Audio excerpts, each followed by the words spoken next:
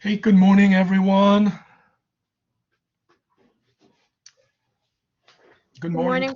morning. Hey, good morning, Good Anna. morning. Good morning, Brianna. Okay. Look, I see six people, and let's see. In today's forum, I see six people as well. Well, hopefully, we're gonna get more people as we go along. And just to remind you that. Uh, two things, remind you of two things. One, your quiz one is starting tomorrow, and two, the cutoff line for uh, late, um, present, and late is 10 minutes, 10 minutes past the hour on uh, on Thursday. In a 1 hour class, and 20 minutes past the hour in a 2 hour class. Okay, so let everyone. I'm just letting everyone know that you need to, because it is 1 hour session today, you need to log in to uh, today's forum by at least 11:10 to count as present, right? Uh, the timestamp, because there's clearly the timestamp. That should be clear. All righty, so picking up from where we left off last time, and last time that was when. Okay, this is your class, but the last time the whiteboard was a little different because the whiteboard updated, without my knowledge. Usually it updates whenever it wants to update.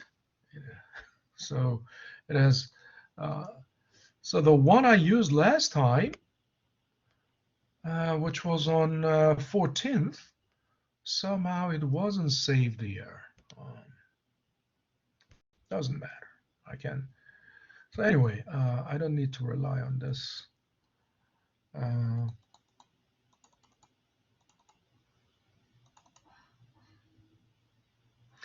So I know where we were, so in our last class, we were talking about uh, how to, how do we, from the company's perspective, how, okay, why is this so slow?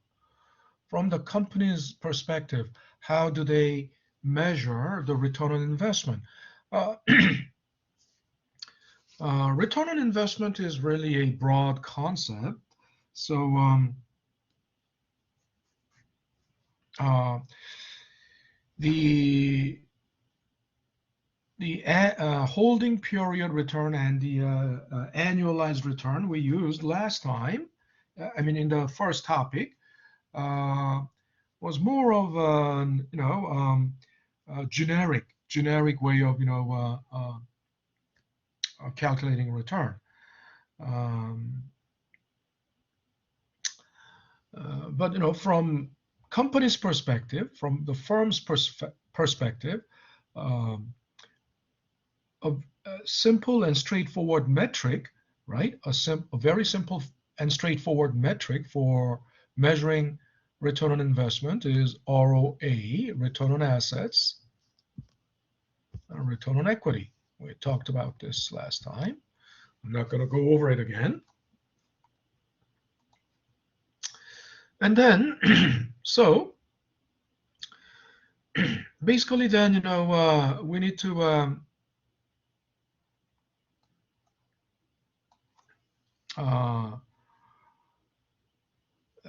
okay, especially when we talked about return on equity, right?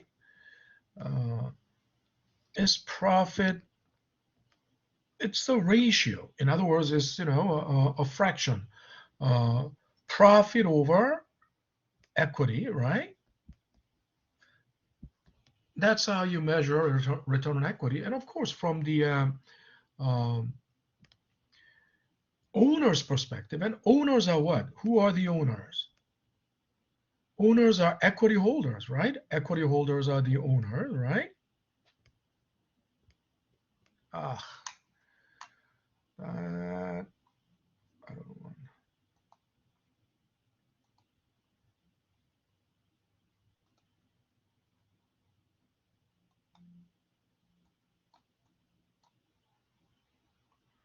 Right? Equity holders are the owners.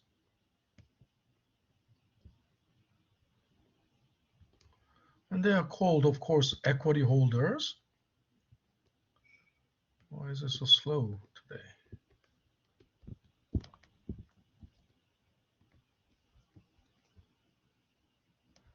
Equity holders, shareholders, stockholders, right?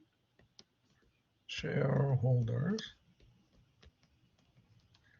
stockholders. They all mean the same thing.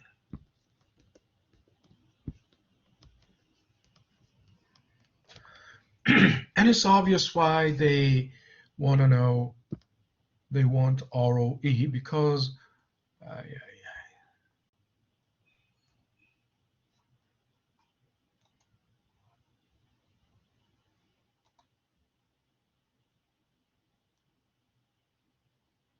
something's not right. Why can't I do the undo?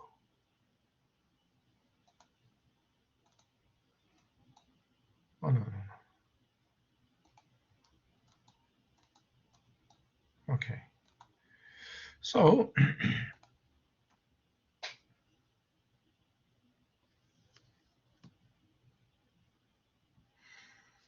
obviously, equity holders want to know what is the productivity of or profitability of their equity. And it's all, output to input ratio, as I explained last time. And let's think about the equity. The equity is, of course, um, equity is part of the long-term capital, right? Of course, we all know, going back to the balance sheet, we have current assets, which is working capital, right? And then non-current assets, non-current assets, right? Which are mainly, this is mainly working capital, right?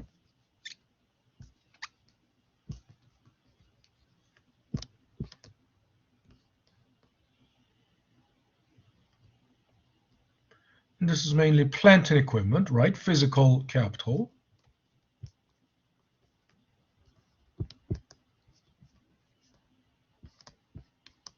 Right? And then we know source, this is the use of the capital. In other words, how the capital, in what form the capital is held, right? But then those, where it came from, the source of the capital is either debt or equity,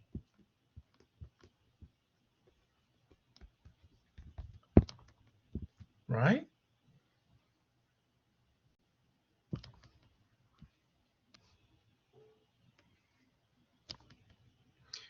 Basically,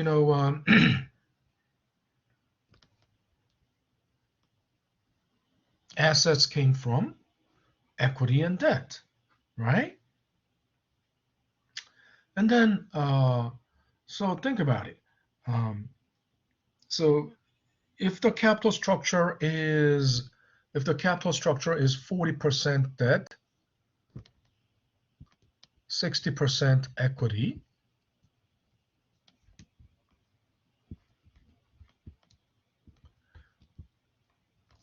and that means, in our example, right? If this is 100 million, total is 100 million, right? That means, of course, Total is 100 million. The liabilities and equity side as well.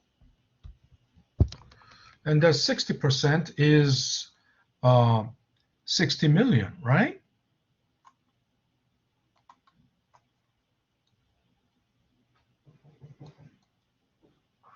So if you think about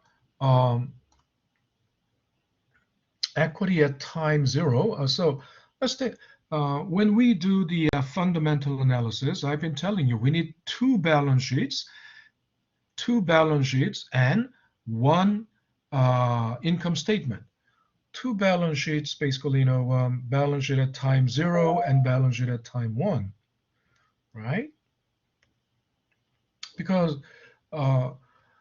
time zero is, the beginning, right? At the beginning, and time one is, like end of year one, right?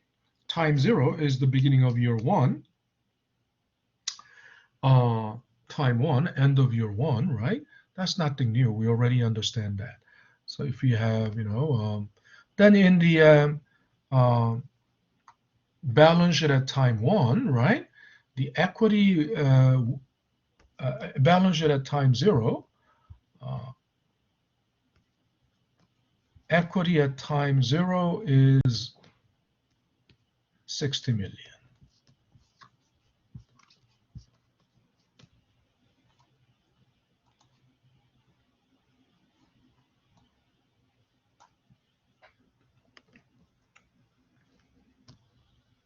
$60 million, right?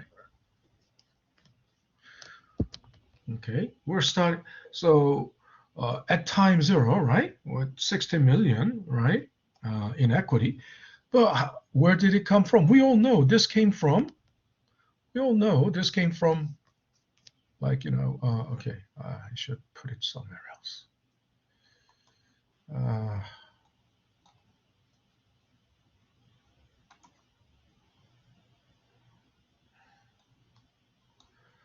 This 60 million is called paid in capital.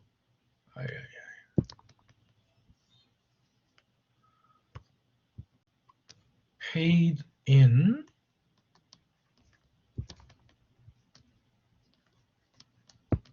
Of course, it has to be paid in. In other words, the venture capital paid in, right? Either venture capital or all the stockholders who bought the stock at the time of IPO, right?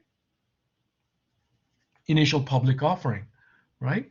IPO is, initial public offering is literally when the company first offered its stocks to the public. Until then, the company is private, right?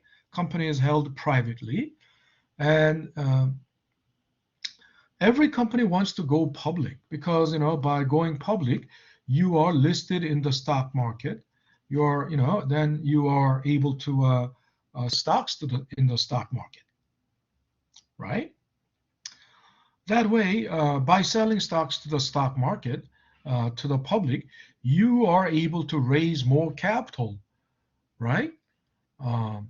Because you are tapping into a huge pool of investors. But until then, as a privately held company,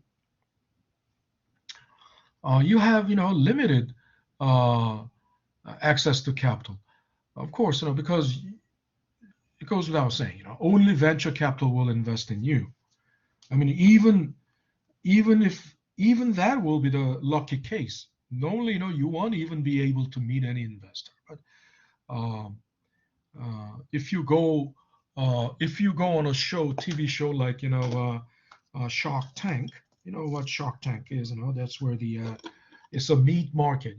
Where it's a market where investors meet, venture capital meet entrepreneurs, right? Entrepreneurs, and these entrepreneurs lack capital. So if they meet potential investor through the TV shows like, it's just a TV show. I mean, there are other ways, normally where do the entrepreneurs meet? Where would the entrepreneurs meet the investors? Anyone? Normally, where will the entrepreneurs meet the investors, potential investors? Does anyone have any idea? At the bank? Oh, well, that's a lender. Lender at the bank, yes, that's the lender. You meet, but that's lender, not investor. Okay, when I say investor, it means equity holder, right? Someone who will invest money and take the risk. Bank doesn't want to take the risk. So when bank lends you money, In exhibition, yeah, who said that? Who said that? Samira, Samira, yes. Um, Today is 18th, right? Yeah, Samira, uh, zero point 0.5. Yes, like trade fairs, right? Trade fairs, conferences, you've heard about those trade fairs, like there's, um, like for electronics, there is, a convention every year. I mean, for everything, generally called trade fair, and every year, I don't know if there was, that convention already, this year for, uh, I'm sure, for IT, usually held in Las Vegas, Las, um, so yeah, that's the usual, first, entrance, right? Entryway for finding investors. You set up a booth, and from there you uh, display, um, you exhibit your prototype, or whatever. Um, then if from those trade fairs, venture capital finds you, and find it worthwhile, their worth their money, worth their investment, then that's basically how you start. Otherwise, TV shows, like, a TV show was rather a uh, unusual example, Shark Tank. But trade fairs. But obviously, uh, the investors that you can meet at the trade fairs, um, generally, uh, you are still a big question mark, and it's really, it's a risk to invest, even $5 million in you, right? So the size of the capital invested is limited, right? While you are still a so that's, and then you're not you're not accepted, you cannot be accepted at the stock exchange, because you don't meet the criteria yet. You are just a startup, and no track record whatsoever. You don't meet, your revenue hasn't yet reached some level. But once you uh, once you are, once you launch IPO, of course, that, it has to, investment banks get involved in that. Uh, then you are selling stocks in the stock market. But when I say you're selling stocks, it sounds like you're selling stock constantly, anytime. No, you're not. You cannot sell stocks constantly, anytime. You sell stocks once, right? And that's it.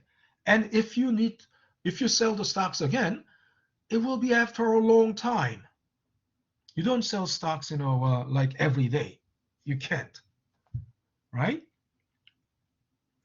Why? Because at IPO, right? If you sold, so suppose you raised 60 million, okay, and by selling how many shares?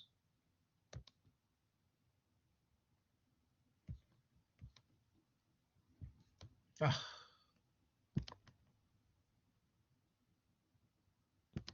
okay, the number of shares.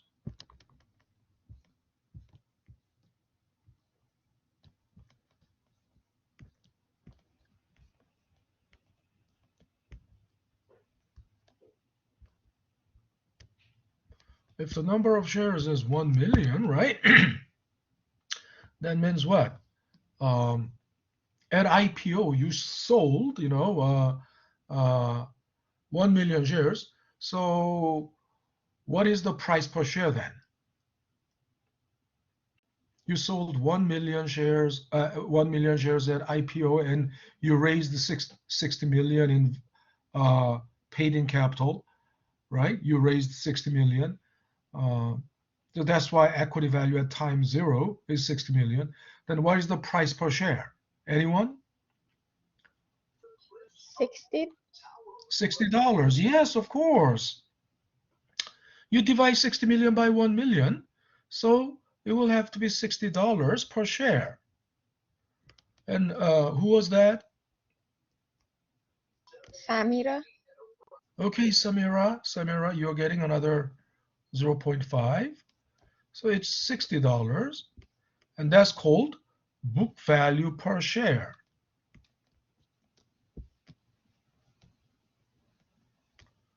Book value per share at time zero, right? Okay. Samira, another 0.5. So think about it. That book value literally means this is the price per share on the book. And book means what? Book means the financial statements, right? And then you operate for 1 year. Every business operates, right? And let's say you operate for 1 year, and after that result, operating for 1 year, the result will be in the result will be shown in the income statement.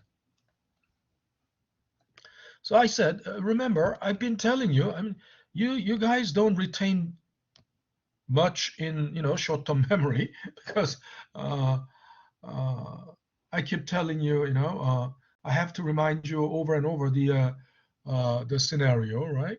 But then please keep in mind, retain that in mind. So the income statement, result of the income statement, right? Income statement, and it will have to be at time 1 because you don't have any result at time 0, right? You don't have any result at time 0. So income statement and time 1, of course, let's say you have revenue. I mean, of course, there's, income and investment income, blah, blah. Let's forget investment income, just, revenue, because that's the primary source of income. And then, of course, you subtract CGS. Why is this doing it's so slow? You have to subtract CGS, right? Everyone remembers that. And then subtract OPEX, operating expenses, right?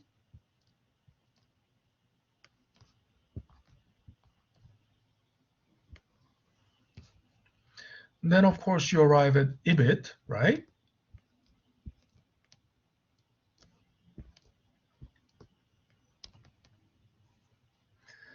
And then you pay interest and taxes, right?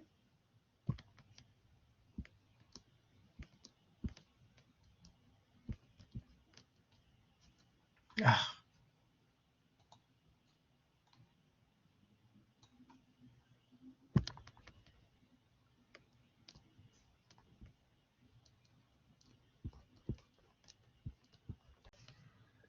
And then minus taxes.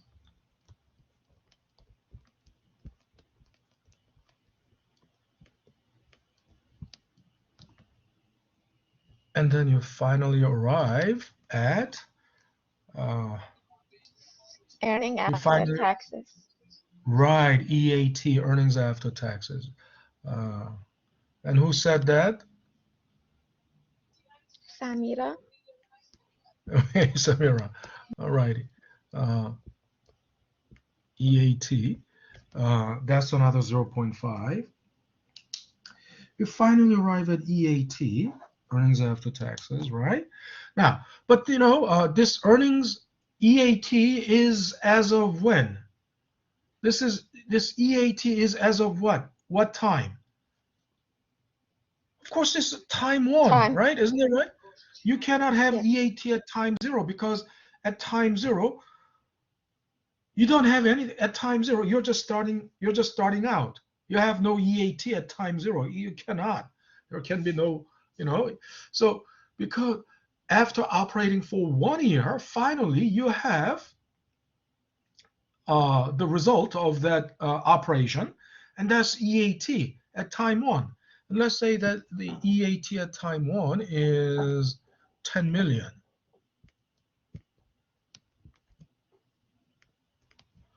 Let's say this is 10 million.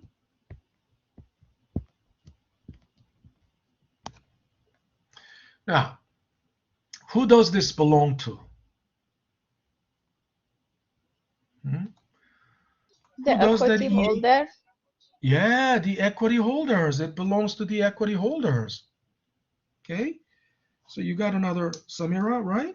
You got another 0.5, because it belongs to the owners, of course, right? Profit belongs to the owners.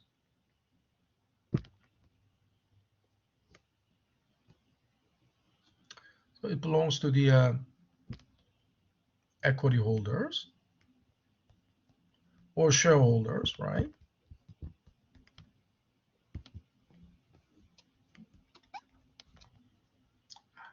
Equity holders. So if it belongs to the equity holders, what is the nature of capital of EAT? What's the nature of capital?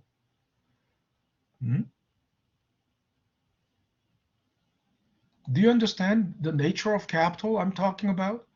There are only two types of capital. Isn't it right? There are only two types of capital. What are they? There are only two. Equity. Debt and equity, yes. There are only two types of. Yeah. What am I doing? Where is it?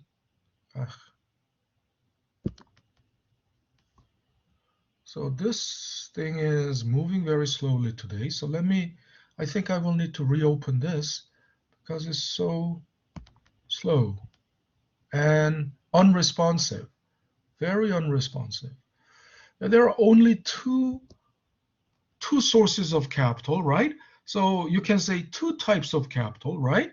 Two sources of capital, or two types of capital. Only equity and debt, right? So in terms of nature of capital, what is EAT? Equity. Equity, of course. It's equity. It's newly generated equity. In other words, because it belongs to the equity holders, right? Nature of capital, in terms of nature of capital, it's equity. This is but this is equity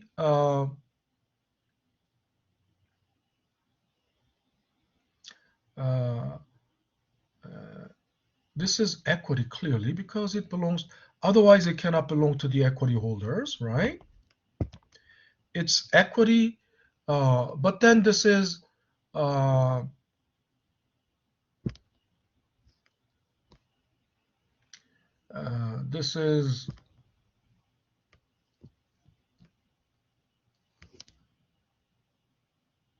equity generated by operating activity.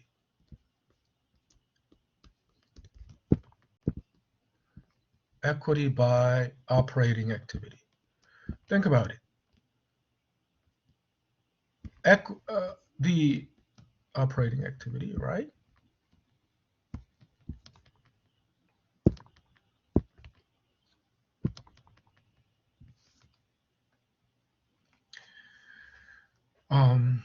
Think about it. This equity at time zero, the equity at time zero, it was a paid-in capital. Somebody, from externally, right? From outside, it was injected. It was injected into the company from outside, right? By the shareholders, right? By the primary shareholders from the primary market. Now, remember I told you, companies sell stocks only once. When? At IPO, right? At initial public offering. And then they don't sell stocks anymore, they can do that, but like years later, right? They don't sell stocks every day. Why? It cannot be. Why? Because first of all, the proportion of shares, if you sell stocks every day, the proportion of shares cannot be constant. Proportion of shares is important because if you're a majority shareholder, right? If you're a majority shareholder, you don't, let's say you have 15% of the shares. You have 15% share in the company. You're a majority shareholder. Most likely, you cannot dominate.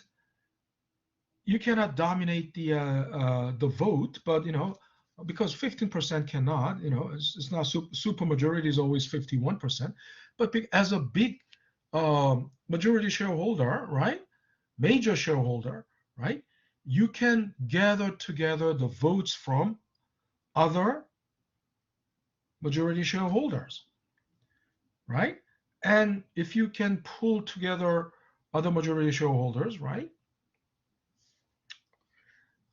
and you reach only 51%, the supermajority, if you reach 51%, then you can do anything, right? You can appoint yourself to the chairperson's position, and also you can appoint yourself to the CEO position as well.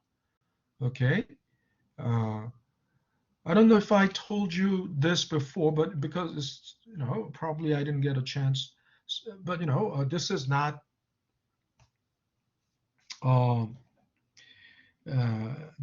something to come just yet. It will come later. But ownership and management are separate. Ownership and management are separate, right? CEO, CFO, CIO, all these chief executives, something, chief officers, chief something officer, these are management positions. And management are not owners. Management is not owners. You understand? Owners are shareholders. Shareholders elect directors. Directors form board of directors. Board of directors elect chairperson, chairman. So think about it. Who can become the chairman? I mean, who is most likely to become the chairman? Whoever wins the most vote. And who wins the most vote? The one with the supermajority, right? Nobody has supermajority shares. But if you are like major shareholder, like with 15%, you can pull together the support from other major shareholders, and it's easy to reach 51%. Then if you are elected to chairperson, then also you can. And what's the job of the board of directors? Job of the board of directors is to hire and fire management, right? So the management are basically professionals who have been educated and trained to run the company. They usually have degrees, MBAs from Harvard Business School, MIT Business School, or MIT or Yale, or from Pennsylvania, UPenn, or from NYU, Stern, or Columbia, and have had a long successful career as one of those chief something officers in other organizations. These are management. They are hired.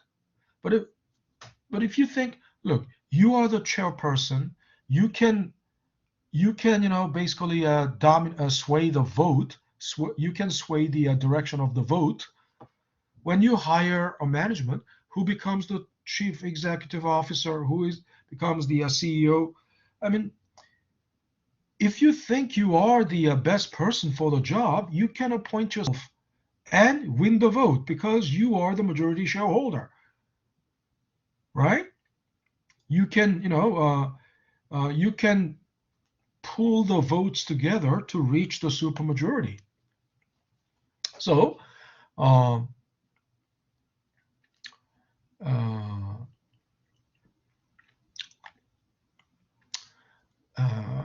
where was I? I mean, what brought us to this?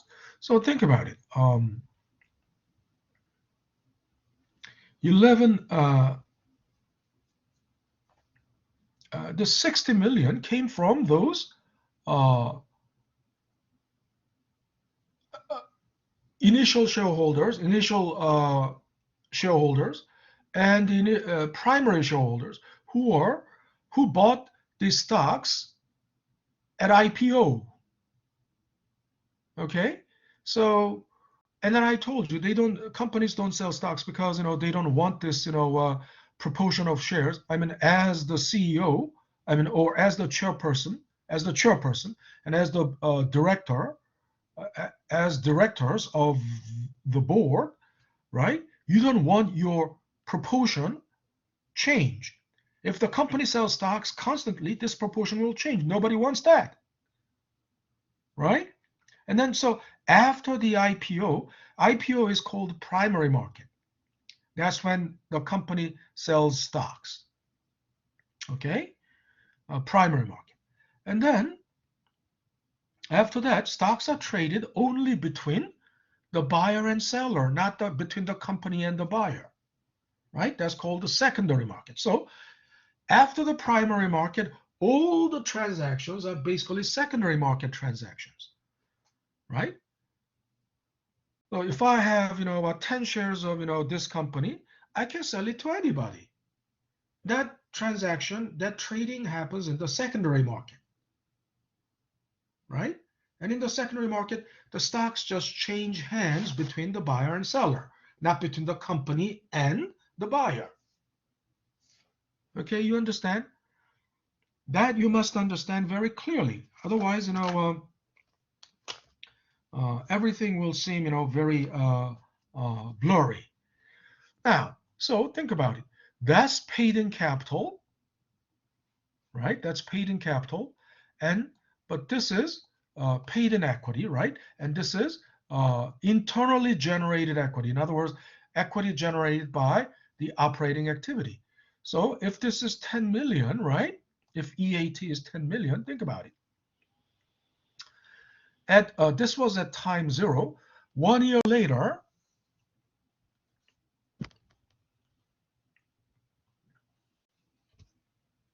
we will have equity at time 1 will have changed, right?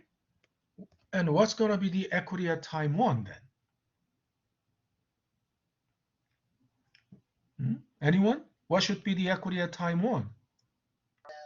It's just gonna be equity of the investment, not equity of operate. What do you mean? You mean the paid in equity, 60 million? Yes, yes. No. What did I tell you? And what did you say? You said this belongs to the equity holders, so it's equity. Isn't that right? But you asked us at time 0. No, can't you see this equity at time 1? Oh, sorry, it's 70 million. It should be 70 million, of course. 1 year later, I said 1 year later, equity at time 1 will have changed. And what's it going to be? It's going to be 70 million, right? Why? Because equity at time 0 is, equity at time 1 is equity at time 0 plus EAT at time 1, right? Why? Because look, this is equity, right? Original equity, right? Paid in equity, paid in, right? This is additional equity generated by company's profit-seeking activity, the operating activity, right? So equity at time 1 will be 70 million. That's 70 million, right?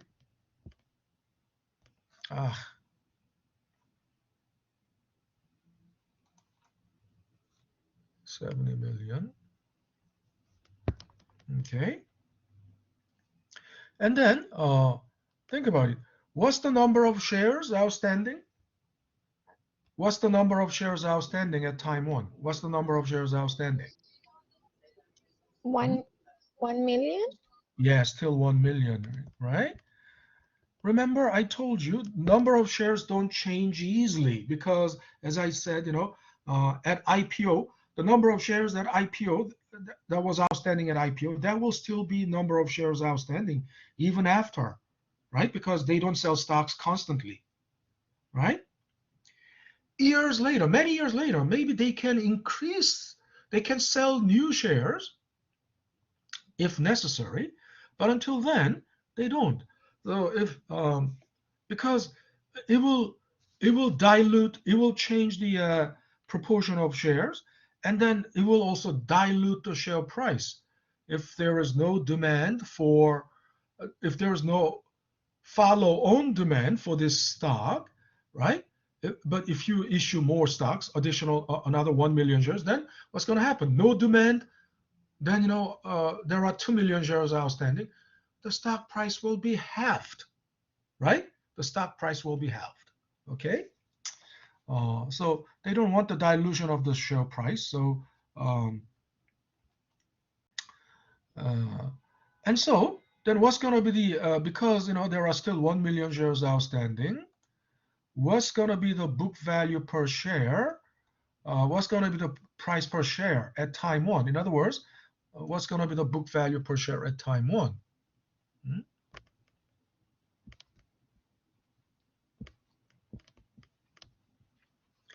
What's going to be the book value per share at time 1? What should it be? 60. Why is it 60? Book value 60 is book value per share at time 0. It's 1 year later, and we have Is $70 million. 70? Huh? Is it 70? Yes. Of course, now it's 70. You divide, then think about it. You have 70 million in equity, and there are 1 million shares outstanding. Just by common sense, and you divide 70 million by 1 million, it will have to be $70, right? Now, again, that's book value per share. It's the share price per share on the book. Market price can be different, right? Because market price is always, market price is determined by the demand and supply. So market price can be, above or below this. And I will also explain why, another reason why, especially during, between time 0 and time 1, market price in between, during these, between these two times, market price can, will fluctuate like crazy. Okay.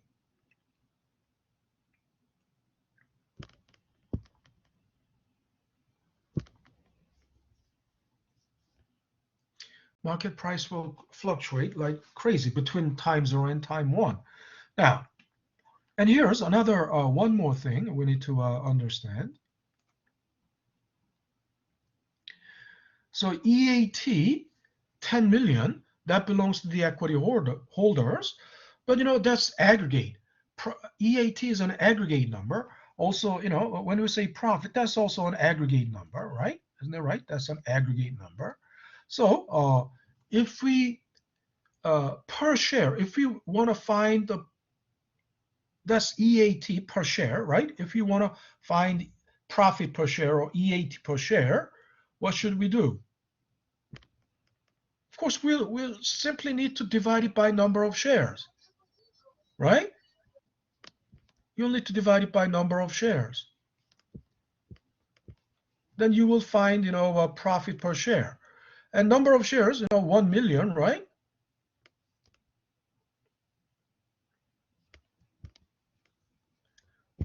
So what does it come to? If you divide 10 million by 1 million, so what is the profit per share? What is the EAT per share? $10. Yeah, $10, of course. Is this difficult? Huh? This isn't difficult at all. I'm trying to bring it down to almost, elementary school level, And if you cannot follow this, then you should study harder. You are not studying enough, right? I mean, you need to go over. I'm always posting the recording of the live session, you need to watch that and study. And also, you should stay ahead always. Stay ahead of the game. You must be caught up to wherever, the current main lecture videos are standing at. You need to check it out, and you need to be caught up all the way to where the current main videos are, right? Caught up with the main videos wherever it is. So then this is called what? It is EAT per share. So the name is earnings per share, right? Literally, that's what it is. Earnings per share at time 1, right? Earnings per share. This is an important concept. In other words, that's profit per share. You divide EAT by number of shares, so that must be per share earning. Hence, the name is earnings per share. Now this becomes quite obvious then. Oh, then book value per share is what? Book value per share at time 1 is book value per share at time 0 plus earnings per share at time 1.